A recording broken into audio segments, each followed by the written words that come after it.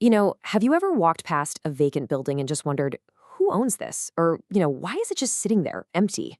Well, for decades, a movement across Europe decided they weren't just going to wonder, they were going to act. So let's dive right into this really fascinating history of squatting and autonomous movements. It's a story about claiming space, building communities, and really fighting for a whole different way of life. And this image, wow, it just captures the raw energy at the heart of the whole thing. This isn't just a protest banner, it's direct action. This is about physically taking back a space that's been left to decay and turning it from, some dead asset on a spreadsheet into a living, breathing part of the city. It's a powerful statement, literally being made with sparks and steel. And this quote from an activist named Geronimo, it just gets right to the core of it all. See, this was never just about finding a roof over your head. Every single time a door was opened or a barricade went up, it was a challenge to the status quo. It was a search for something, well, radically different from the society all around them. Okay, so what exactly are we talking about when we say squatting? Let's break down the fundamentals here. It really started as a response to some very real practical needs, but it evolved, and it did so quickly, into this powerful ideological revolt. So, at its most basic level, squatting is just what it sounds like, occupying unused property without any legal permission. It's a practice that sits right at the intersection of housing need and property law, and as you can probably imagine, that is a very, very contentious place to be. There were really two main drivers at play here. On one hand, you had a very practical, very real financial need. I mean, escaping rent, that opens up a whole world of possibilities, right? But just as important was this deep ideological desire to create a new kind of community, to live autonomously, and to prove that, another world was actually possible outside of mainstream consumer society. But what turned this mix of practical need and ideology into an absolute firestorm? Well, for that, we have to go to the 1980s. This is when a perfect storm of economic recession, youth unemployment, and those simmering Cold War tensions just hit cities so hard. The groundwork that was laid in the 70s, it suddenly exploded, and it transformed the movement into a full-blown political identity, one defined by confrontation, punk rock, and a powerful sense of autonomy.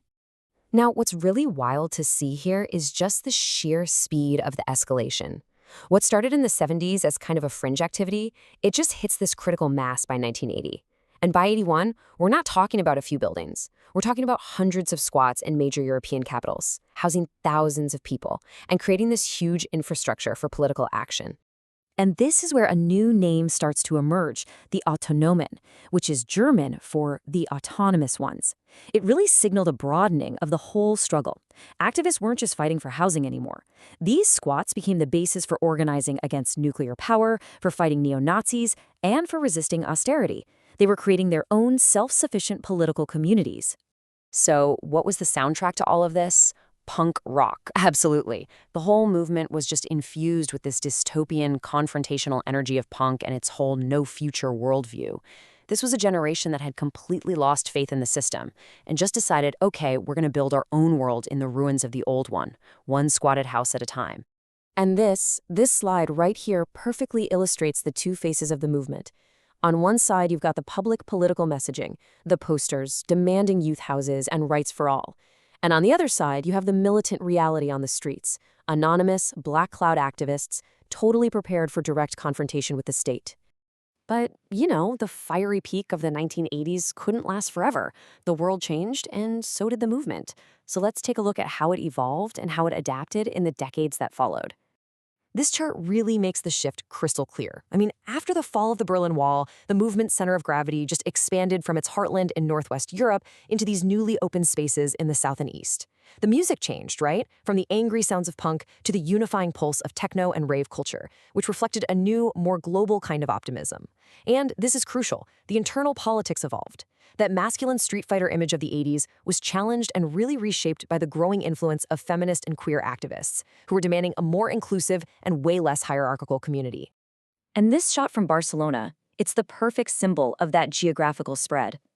The word ocupa, the Spanish for squat, painted right across the rooftops, it just shows how the ideas and the tactics, born in cities like Berlin and Amsterdam, had found totally new, fertile ground all across the continent. The militancy also had to adapt.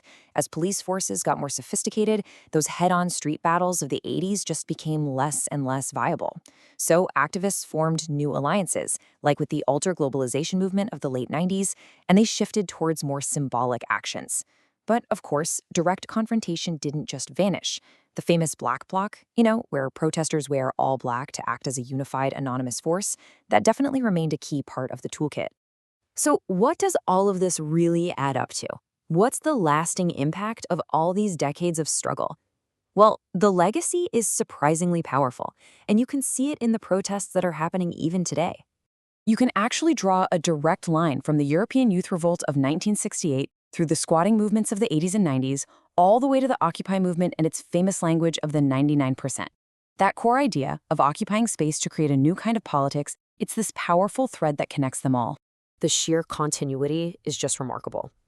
We're talking about an unbroken chain of radical left movements in Europe that spans over 4 decades. I mean, just think about that for a second. While governments rose and fell, economies boomed and busted, and the entire political map of the continent was redrawn, this thread of resistance and community building just kept going. It constantly adapted, sure, but it never broke. It's really a testament to the resilience of these ideas and the enduring need for people to create their own spaces. So ultimately, the legacy is huge. The Black Bloc is now a global protest tactic. The movement proved it was possible to carve out these autonomous, free spaces right in the heart of major cities. It provided a direct, inspirational model for later movements like Occupy. And, maybe most importantly, it showed how you could transform the individual struggle for survival into a project of collective, communal freedom. And all of that leaves us with a final question.